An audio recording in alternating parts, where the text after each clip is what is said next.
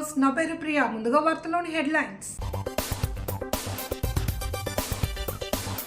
సత్యసాయి ఉద్యోగుల సమస్యలన్నీ పరిష్కరిస్తాం. 20 లక్షల రూపాయల చెక్కు అందజేసిన కందుల.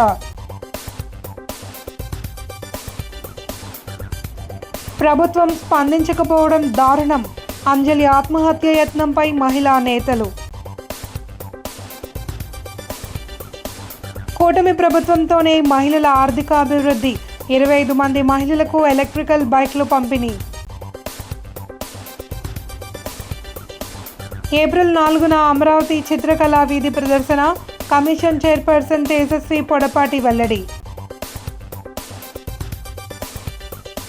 నిరాడంబరంగా మేడపాటి జన్మదిన వేడుకలు. నగరంలో విస్తృతంగా సేవా కార్యక్రమాలు. పురుషోత్తమపట్నం శ్రీ సత్యసాయి తాగునీరు యూనియన్ ఉద్యోగుల సమస్య పట్ల ప్రభుత్వానికి చిత్తశుద్ధి ఉంది అని, జీతాలు, పీఎఫ్ బకాయిల చెల్లింపులు ఏజెన్సీస్ చెల్లించే నిధుల నుంచి నేరుగా జరపడంపై దృష్టి పెడతామని రాష్ట్ర పర్యాటక, సాంస్కృతిక, సినిమాటోగ్రఫీ మంత్రి కందుల దుర్గేష్ జిల్లా కలెక్టర్ పి ప్రశాంతి తెలియజేశారు. స్థానిక ఆర్ఎన్బి అతిథి గృహంలో Satyasai drinking water workers union Purushottapatnam ఉద్యోగ సంఘాల ప్రతినిధులకు 2 నెలల జీతం, 20 లక్షల చెక్కును collector P Prashanti, MLA Battala బలరామకృష్ణతో కలిసి కందుల దుర్గేష్ అందజేశారు. ఆయన మాట్లాడుతూ, మీ సమస్యపై పూర్తి అవగాహన ఉందని, తప్పనిసరిగా పరిష్కారం దిశగా చర్యలు తీసుకుంటామని, ముఖ్యమంత్రి, ఉప ముఖ్యమంత్రి ఈ విషయంపై సానుకూలంగా వ్యక్తిగతంగా స్పందించినట్లు తెలియజేశారు. చిత్తశుద్ధి ఉండడం వలన ఉప ముఖ్యమంత్రి పవన్ కళ్యాణ్ తన సొంత నిధులతో 2 నెలల జీతం చెల్లించడం జరిగిందన్నారు. మీ సమస్య పరిష్కారం కోసం ఉప ముఖ్యమంత్రి కార్యాలయం నుండి సానుకూలత వ్యక్తం కావడం, జీతభత్యాల చెల్లింపునకు అవసరమైన 20 లక్షలు చెల్లించడం జరిగిందన్నారు. వేసవి దృష్ట్యా తాగునీరు సరఫరా విధానం ఎటువంటి ఆటంకం ప్రజలకి త్రాగునీరు సరఫరా ఇబ్బందులు లేకుండా చూడాలని కోరారు. త్వరలోనే మీకు అన్ని విధాలుగా న్యాయం జరిగేలా పీఎఫ్ చెల్లింపు సమస్య కూడా పరిష్కారం అయ్యే విధంగా చర్యలు చేపట్టనున్నట్లు శాసనసభ్యులు బత్తల బలరామకృష్ణ పేర్కొన్నారు. ప్రశాంతి మాట్లాడుతూ, ప్రభుత్వం నుండి ఏజెన్సీకు చెల్లింపులు జరిగే సందర్భాల్లో పీఎఫ్ చెల్లింపు జరగడంపై నిర్దిష్టమైన నిర్ణయం ప్రభుత్వం ద్వారా తీసుకునే అవకాశం ఉందన్నారు. Joint collector S Chinaramudu, RWS SE BV Giri, ఉద్యోగ సంఘాల నాయకులు, అధ్యక్షులు కట్టమూరి వీరబాబు, జనరల్ సెక్రటరీ ఉందుర్తి ఇస్సాక్ తదితరులు పాల్గొన్నారు. రాజమహేంద్రవరం కిమ్స్ బొలినేని హాస్పిటల్లో చావు బతుకుల మధ్య ఉన్న అంజలి ఆత్మహత్యకు కారణమైన దీపక్పై ఎందుకు ఇంతవరకు రేప్ కేసు నమోదు చేయలేదని మహిళా సంఘాల ఐక్యవేదిక నాయకులు ప్రశ్నించారు. ఆ కుటుంబానికి న్యాయం జరిగే వరకు అండగా ఉంటామని భరోసా ఇచ్చారు. ఒక అభాగ్యురాలు ఫార్మాసిస్ట్గా పనిచేస్తూ అదే ఆసుపత్రిలో పనిచేస్తున్న ఉద్యోగి చేతిలో మోసపోయి ఆత్మహత్య ప్రయత్నం చేస్తే సీఎం చంద్రబాబు నాయుడు, ఉప ముఖ్యమంత్రి పవన్ కళ్యాణ్, హోంమంత్రి వంగలపూడి అనిత ఇంతవరకు ఎందుకు స్పందించలేకపోయారని మహిళా నేతలు నిలదీశారు. శుక్రవారం బొలినేని ఆసుపత్రిలో చికిత్స పొందుతున్న అంజలి ఆరోగ్య పరిస్థితిని పరిశీలించి వైద్యులతో మాట్లాడారు. ఈ బృందంలో ఉన్న కాంగ్రెస్ వర్కింగ్ ప్రెసిడెంట్ సుంకర పద్మశ్రీ, ఐద్వా రాష్ట్ర నాయకురాలు రమాదేవి మాట్లాడుతూ, ఈమె ఈ దుస్థితిని కారణమైన అతడిపై ఎందుకు కఠినంగా శిక్షలు పడేలా కేసులు నమోదు చేయలేదని ప్రశ్నించారు. ఈ విషయాలపై వెంటనే స్పందించేవారు అంజలి విషయంలో మాత్రం ఎందుకు స్పందించలేదని నిలదీశారు. అతడిపై విచారణకు ఫాస్ట్ ట్రాక్ కోర్టు ఏర్పాటు చేసి విచారణ వేగవంతం చేయాలి అని డిమాండ్ చేశారు. ప్రభుత్వం వెంటనే స్పందించి మంచి వైద్య నిపుణుల బృందంతో మాట్లాడి ఆమెకు చికిత్స అందించే విధంగా, అవసరమైతే విదేశాలకు పంపించేందుకు కూడా సహకరించాలి అని కోరారు. ఆ పేద కుటుంబాన్ని ఆదుకోవడానికి కూడా కూటమి ప్రభుత్వం ముందుకు రాలేదని ఆగ్రహం వ్యక్తం చేశారు. ఆమె వైద్యానికి పూర్తి బాధ్యత ఆసుపత్రి యాజమాన్యమే వహించాలి అని స్పష్టం చేశారు. వారి వెంట ఎన్ఎఫ్డబ్ల్యూ రాష్ట్ర నాయకురాలు యామిని, ఐద్వా జిల్లా అధ్యక్షురాలు టి తులసి, జరీనా, షరీఫ్ తదితరులు ఉన్నారు.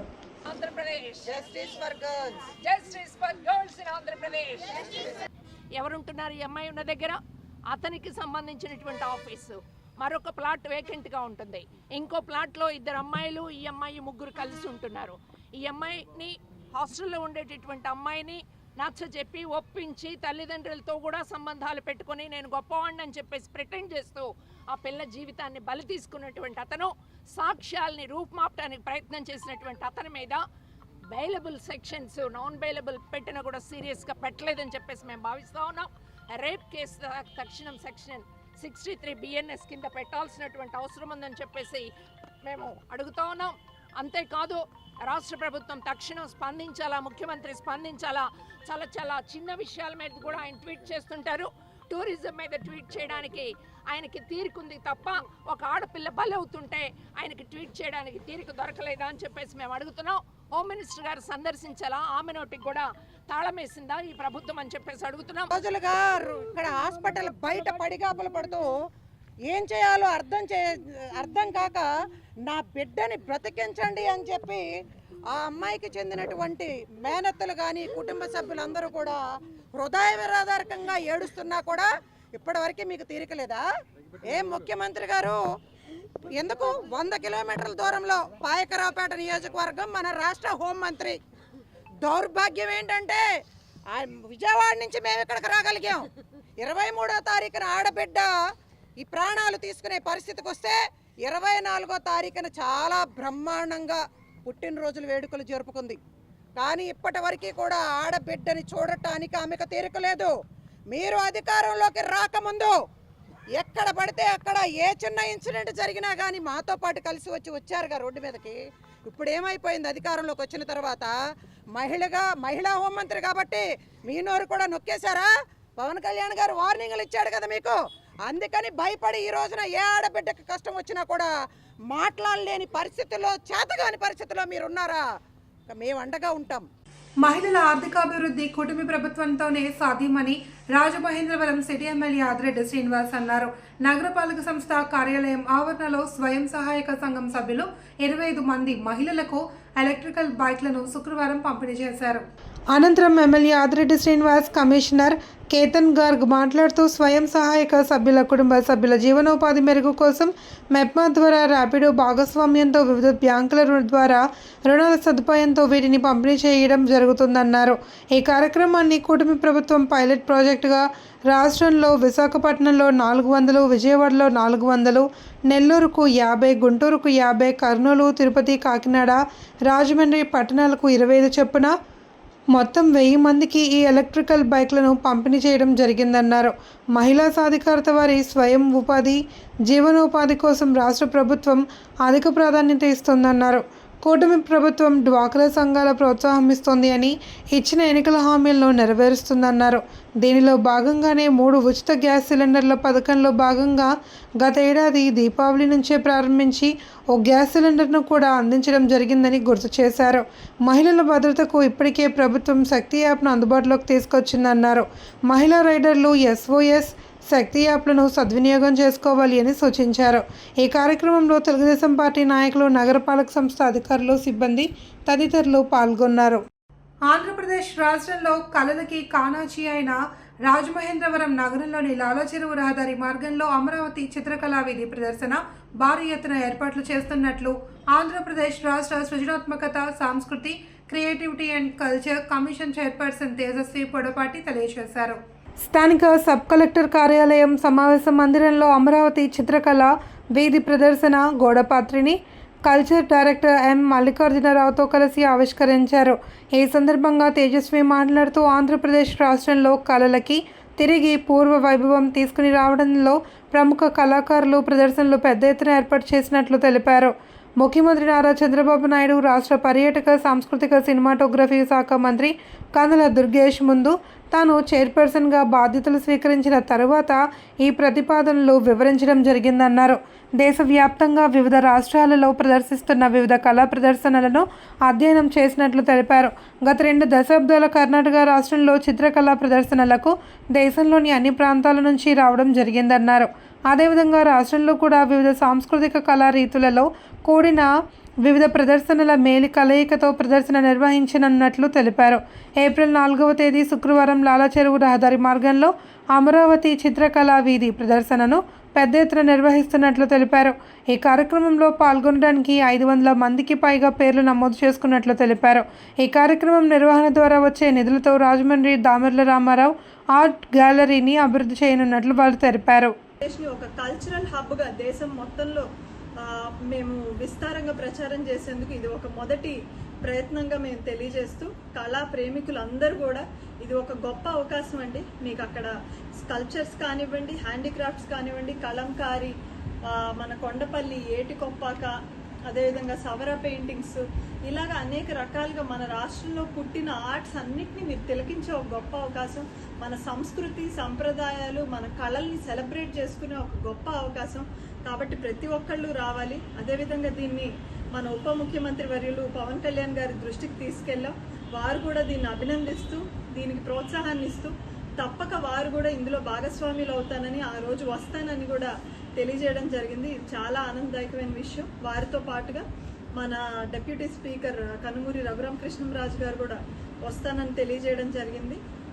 మా సాంస్కృతిక మంత్రివర్యులు ఖచ్చితంగా దీనికి పూర్తి ఏపీ హౌసింగ్ కార్పొరేషన్ మాజీ చైర్పర్సన్, రుడా మాజీ చైర్పర్సన్, వైఎస్ఆర్సీపీ సీనియర్ నాయకురాలు మేడపాటి షర్మిలారెడ్డి జన్మదినోత్సవ వేడుకలు శుక్రవారం రాజమహేంద్రవరం నగరంలోని నిరాడంబరంగా జరిగాయి.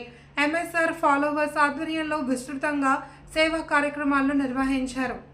స్థానిక దాన్వేపేటలో ఉన్న ఆమె నివాసానికి పెద్ద ఎత్తున వైసీపీ నాయకులు, కార్యకర్తలు, ఎంఎస్ఆర్ ఫాలోవర్స్ చేరుకుని షర్మిలారెడ్డికి జన్మదినోత్సవ శుభాకాంక్షలు తెలియజేశారు. అక్కడి నుండి స్థానిక జాంపేట్ ఆజాద్ చౌక్లో జాంపేట ఫ్రెండ్స్ సర్కిల్ ఆధ్వర్యంలో రంజాన్ సందర్భంగా ముస్లిం మహిళలకు తోఫా పంపిణీ చేశారు. మేడపాటి మాట్లాడుతూ మాజీ ముఖ్యమంత్రి వైఎస్ఆర్ కాంగ్రెస్ పార్టీ అధినేత వైఎస్ జగన్మోహన్ రెడ్డి వల్లనే తనకు ఇంత మంచి పేరు వచ్చిందన్నారు. తన పుట్టినరోజును ఈ విధంగా పార్టీ నాయకులు, అభిమానులు సేవా కార్యక్రమాలతో నిర్వహిస్తున్నారంటే జగన్మోహన్ రెడ్డి మా అందరికీ స్ఫూర్తి అన్నారు. పార్టీ నాయకులు, కార్యకర్తల అభిమానం ఎన్నటికీ మరువలేనిది అని కృతజ్ఞతలు తెలిపారు. అనంతరం స్థానిక గణేష్ చౌక్ రైతు బజార్ వద్ద BC Yuvasena state working president 32వ డివిజన్ వైఎస్ఆర్సీపీ అధ్యక్షుడు బూడిద శరత్ కుమార్ ఆధ్వర్యంలో రాజానా కన్నారావు సుబ్బలక్ష్మి జ్ఞాపకార్థం ఏర్పాటు చేసిన చలివేంద్రాన్ని మేడపాటి షర్మిలారెడ్డి జన్మదినోత్సవాన్ని పురస్కరించుకుని ఆమె చేతుల మీదుగా ప్రారంభించి స్థానిక ప్రజలకు, వాహన చోదకులకు మజ్జిగ పంపిణీ చేశారు. ఇటువంటి మంచి కార్యక్రమాన్ని నిర్వహించిన శరత్ను అభినందించారు. ఆయన మాట్లాడుతూ జూన్ మొదటి వారం వరకు ఈ చలివేంద్రాన్ని నిర్వహిస్తామని తెలిపారు. ఈ కార్యక్రమంలో మార్గని సుశీల, జగదీష్, ఆటో సురేష్, సూర్యకుమారి, కామాక్షి, లావణ్య, నాగేశ్వరరావు, మంగతయారు తదితరులు పాల్గొన్నారు. ఈ రోజున నా పుట్టినరోజు అంగరంగ వైభవంగా మరి ఎంఎస్ఆర్ ఫాలోవర్స్ ఆధ్వర్యంలో అన్ని వార్డుల్లో కూడా మరి మా ఫాలోవర్స్, అదేవిధంగా జగన్ గారి అభిమానులు చాలా బాగా చేస్తున్నారు. ఈరోజు చాలా ఆనందంగా ఉంది. ఎందువల్లంటే ఈ రోజున ఇంతమంది అభిమానులు జగన్ గారి ద్వారా నాకు రాజమహేంద్రవరంలో మరి నా వెంట నడవడానికి, మరి నాతో పాటు నడవడానికి ముందుకు వచ్చిన వాళ్ళందరికీ కూడా పేరు పేరున నా ధన్యవాదాలు తెలియజేస్తూ మరి ఈ రోజున ఆజాద్ చౌక్ సెంటర్లో మరి ముస్లిమ్స్ రంజాన్ నెలలో మరి ఫ్రూట్స్ పంపిణీ కార్యక్రమం అవనివ్వండి, మరి పుష్కర్ ఘాట్లో అదేవిధంగా అన్నదానం కార్యక్రమం అవనివ్వండి, మరి ఇంకా చలివేంద్రాలు ఓపెనింగ్ అవనివ్వండి, ఇంకా అనేక రకమైన సేవా కార్యక్రమాలు మరి ఎంఎస్ఆర్ ఫాలోవర్స్ ఆధ్వర్యంలో చేస్తున్నాం. ఖచ్చితంగా మరి జగన్మోహన్ రెడ్డి గారి నాయకత్వాన్ని ఖచ్చితంగా ముందుకు తీసుకెళ్లే విధంగా మరి నేను అన్ని విధాలుగా కృషి చేస్తానని మరి ఈ రోజున మరొక్కసారి ఈ యొక్క మరి సెలబ్రేషన్స్లో మరి పార్టిసిపేట్ చేసిన అందరికీ కూడా మరి పేరు పేరున నా హృదయపూర్వక నమస్కారాలు. మేడపాటి షర్మిలారెడ్డి గారి పుట్టినరోజు వేడుకలు స్థానిక జాంపేట 32వ వార్డులోని చలివేంద్రం ప్రారంభం జరిగింది. మెయిన్ విషయం కీర్తిశేషులు మా తాతయ్య గారు రాజాన కన్నారావు గారు, సుబ్బలక్ష్మి గారి ఆశీస్సులతో వాళ్ళ పేరున షర్మిలారెడ్డి గారి పుట్టినరోజుకి చలివేంద్రం ఏర్పాటు చేశాం. కావున ఇక్కడ విచ్చేసిన మా ఫాలోవర్స్ కానీ, అలాగే మా బీసీ గ్రూప్ సభ్యులందరూ, మొత్తం కుటుంబ సభ్యులు కూడా ఇక్కడ విచ్చేసి ఈ కార్యక్రమంలో పాల్గొనడం జరిగింది. మధ్య కార్యక్రమం పెట్టాం. అదేవిధంగా ఇప్పుడు మండటి ఎండల్లో చలివేంద్రం కూలింగ్ క్యాన్లతో ముఖ్యంగా జూన్ నెల వరకు కూడా ఈ కూలింగ్ క్యాన్ ఏర్పాటు చేయడం జరిగింది. అదేవిధంగా ఎంఎస్ఆర్ ఫాలోవర్స్లోని జాంపేట ఆజాద్ చౌక్ సెంటర్లో తోఫా ఇవ్వడం జరిగింది. బర్మా కాలనీలో భోజన కార్యక్రమం, అదేవిధంగా కొన్ని చోట్ల పలు వృద్ధులకి పళ్ళు, ఫ్రూట్స్, బ్రెడ్ ఇవ్వడం జరుగుతుంది. సమాజంలో ఉన్నత స్థితిలో ఉన్న 10% మంది ద్వారా అట్టడుగున ఉన్న 20% మంది పేదలను దత్తత తీసుకుని వారికి అండగా నిలిచి పేదరికం నుండి పైకి తీసుకురావాలి అనే ఒక మంచి ఆశయంతో P4 కార్యక్రమానికి ముఖ్యమంత్రి చంద్రబాబు శ్రీకారం చుట్టారని కలెక్టర్ పి ప్రశాంతి పేర్కొన్నారు. స్థానిక కలెక్టర్ క్యాంప్ కార్యాలయంలో శుక్రవారం సమన్వయ శాఖల అధికారులతో సమావేశం నిర్వహించారు. ప్రశాంతి మాట్లాడుతూ వెలగపూడిలోని రాష్ట్ర సచివాలయ సమీపంలో రాష్ట్ర ముఖ్యమంత్రి నారా చంద్రబాబు నాయుడు రాష్ట్ర స్థాయిలో ఈ కార్యక్రమాన్ని లాంఛనంగా ప్రారంభించనున్నారని తెలియజేశారు. ప్రభుత్వ, ప్రైవేట్, ప్రజల భాగస్వామ్యంతో సమాజంలోని పేదరిక నిర్మూలనే లక్ష్యంగా P4 విధానంపై ప్రభుత్వం ప్రజల నుండి సూచనలు, సలహాలు స్వీకరించడం జరుగుతోందన్నారు. ప్రారంభోత్సవ కార్యక్రమానికి ఉగాది రోజున జిల్లా నుంచి స్వయం సహాయక సంఘాలు, విద్యార్థులు, రైతులు, ఉపాధి కూలీలకు P4 పై వివరించి ఆహ్వానించి ప్రత్యేక బస్సుల ద్వారా వారిని అమరావతి P4 ప్రారంభోత్సవ వేదిక వద్దకు తీసుకురావాల్సి ఉంటుందన్నారు. ఇందుకు అవసరమైన ఆర్టీసీ బస్సులను 2 డ్రైవర్లను సిద్ధం చేసుకోవాలి అని ఆదేశించారు. జాయింట్ కలెక్టర్ ఎస్ చినరాముడు, అదనపు ఎస్పీ ఏవి సుబ్బరాజు, ఆర్టీఓలు ఆర్ కృష్ణానాయక్, రాణి సుస్మిత, జిల్లా ముఖ్య కార్యనిర్వహణాధికారి ఎల్ అప్పలకొండ, డిఆర్డీఏపీడీ ఎన్వీఎస్ మూర్తి, ఎస్ మాధవరావు, సిహెచ్ శ్రీనివాస్, ఎం నాగమల్లేశ్వరరావు, ఇతర అధికారులు, సిబ్బంది పాల్గొన్నారు.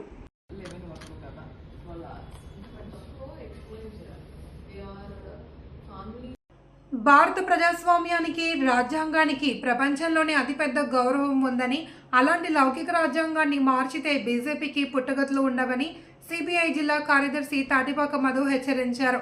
గోదావరి పుష్కరాల ముందే కార్పొరేషన్ ఎన్నికలు పూర్తి చేయాలి అని డిమాండ్ చేశారు. శుక్రవారం ఎండ తీవ్రత దృష్ట్యా ఉదయం 8 గంటల నుండి 11 గంటల వరకు సిపిఐ నగర సమితి ఆధ్వర్యంలో సిపిఐ రాజకీయ ప్రచార జాథాలో భాగంగా RTC complex, Venkateswara colony, Rythu Bazar తదితర ప్రాంతాల్లో కరపత్రాలు పంచుతూ ప్రచారం నిర్వహించారు. ప్రయాణికుల వద్ద నుంచి మంచి స్పందన లభించింది. తాటిపాక మధు మాట్లాడుతూ స్వాతంత్ర పోరాటంలో సిపిఐ అగ్రభాగాన ఉందని, అదే కాకుండా తెలంగాణ సాయుధ పోరాటంలో పాల్గొని 4,000 మంది అసువులు బాసి లక్షల ఎకరాల భూమిని పంచిన చరిత్ర సిపిఐదే అన్నారు. 1925లో ఏర్పడిన ఆర్ఎస్ఎస్ బ్రిటిష్ వారికి లాలూచీ పడిందని, ఈ దేశం కోసం ఆర్ఎస్ఎస్ ఏమి చేసిందో ప్రజలకు చెప్పాలన్నారు. హోమ్ మినిస్టర్, భారత రాజ్యాంగ నిర్మాత డాక్టర్ బిఆర్ అంబేద్కర్ను కించపరచడం మంచిది కాదన్నారు. సిపిఐ నగర కార్యదర్శి వి కొండలరావు, కోనసీమ జిల్లా ఏఐఎస్ఎఫ్ జిల్లా ప్రధాన కార్యదర్శి B Ravi, CPI town committee సభ్యులు P Lavanya, CH Sunil, T Nageswararao, P Trimurthulu, K Appalanaidu, Venkatrao, Balakrishna, Akkamma తదితరులు పాల్గొన్నారు. మార్చి 23వ తేదీ నుండి ఏప్రిల్ 14వ తేదీ వరకు అంబేద్కర్ జయంతి వరకు ఈ కార్యక్రమం పెట్టాం. ఇది ప్రధానంగా ప్రచార జాథా. దేశ స్వాతంత్రం భారతదేశానికి వచ్చిన తర్వాత ఇప్పటి వరకు కూడా పోరాడి సాధించుకున్న కార్మిక చట్టాలు నిర్వీర్యమైపోయి మరలా కార్మికుల్ని బానిస వ్యవస్థలో చేయాలనుకుంటున్నారు. అలాగే ఏప్రిల్ 14 భారత రాజ్యాంగం దాన్ని తుర్పర పట్టాలని చూస్తున్నారు. అందుకనే స్వాతంత్ర ఫలాలు అందరికీ దక్కాలని, భారత రాజ్యాంగాన్ని కాపాడుకోవాలంటూ ఈరోజు AITC ZP labour union, Rajahmundry CPI నగర కమిటీ సంయుక్తంగా ఈ ప్రచార జాథాన్ని నిర్వహిస్తుంది. ఎస్సీ వర్గీకరణకు ముఖ్యమంత్రి నారా చంద్రబాబు కేంద్ర ప్రభుత్వం అందించిన సహకారంతో ఇచ్చిన మాట ప్రకారం కట్టుబడి అసెంబ్లీలో తీర్మానం చేసినందుకు ప్రభుత్వానికి కృతజ్ఞతలు తెలియజేస్తూ జగ్గంపేట మండలం మిర్రిపాకలో ఎమ్మెల్యే జ్యోతుల నెహ్రూను ఘనంగా సత్కరించి కృతజ్ఞతలు తెలియజేశారు. ఈ సందర్భంగా కాకినాడ జిల్లా టీడీపీ ఎస్సీ సెల్ కార్యనిర్వాహక కార్యదర్శి దారా యేసురత్నం మాట్లాడుతూ మందకృష్ణ మాదిగ 30 సంవత్సరాల సుదీర్ఘ పోరాట ఫలితంగా వర్గీకరణ జరిగిందన్నారు. దీనికి ఆద్యుడు ముఖ్యమంత్రి నారా చంద్రబాబు నాయుడు అన్నారు. ఈ సందర్భంగా ప్రభుత్వానికి కృతజ్ఞతలు తెలియజేస్తూ జ్యోతుల నెహ్రూ సత్కరించుకున్నామని, ఆయన పూర్తి స్థాయిలో సహాయ సహకారాలు అందించినందుకు జగ్గంపేట నియోజకవర్గం ఎంఆర్పీఎస్ నాయకులు తరపున ప్రత్యేకమైన ధన్యవాదాలు తెలియజేసుకుంటున్నామని తెలిపారు. ఎంఆర్పీఎస్ రాష్ట్ర కార్యదర్శి మాదిగ కాకాడ నూకరాజు మాదిగ, దూలపల్లి వెంకటరమణ మాదిగ, చీకట్ల నాగరాజు మాదిగ, ఆరుగొల్లు పండు మాదిగ, ధారా సుందర్రావు మాదిగ, మెట్టపల్లి సుధీర్ మాదిగ, ఆకుమర్తి సాల్మన్ రాజ్ మాదిగ, ప్రసాద్ మాదిగ, ఎర్రంపాలెం సర్పంచ్ బాదంపూడి ప్రకాష్ మాదిగ, గోకవరం మండల ఎస్సీసీఎల్ అధ్యక్షులు మోర్తా చిట్టిబాబు, వెదురుపాక మాజీ సర్పంచ్ బొట్ట రామకృష్ణ, చీకట్ల రాజు తదితరులు పాల్గొన్నారు. వార్తలు ముగించే ముందు హెడ్లైన్స్ మరోసారి. సత్యసాయి ఉద్యోగుల సమస్యలన్నీ పరిష్కరిస్తాం, 20 లక్షల రూపాయల చెక్కు అందజేసిన కందుల.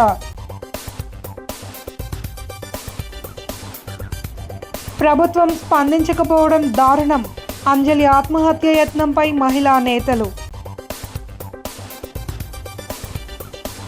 కూటమి ప్రభుత్వంతోనే మహిళల ఆర్థికాభివృద్ధి, 25 మంది మహిళలకు ఎలక్ట్రికల్ బైక్లు పంపిణీ. ఏప్రిల్ 4న అమరావతి చిత్రకళా వీధి ప్రదర్శన, కమిషన్ చైర్పర్సన్ తేజస్వి పొడపాటి వెల్లడి. నిరాడంబరంగా మేడపాటి జన్మదిన వేడుకలు, నగరంలో విస్తృతంగా సేవా కార్యక్రమాలు. ఈ వార్తలు ఇంతటితో సమాప్తం. తిరిగి ప్రసారమయ్యే సీ న్యూస్లో మళ్ళీ కలుసుకుందాం. అంతవరకు సెలవు. నమస్కారం.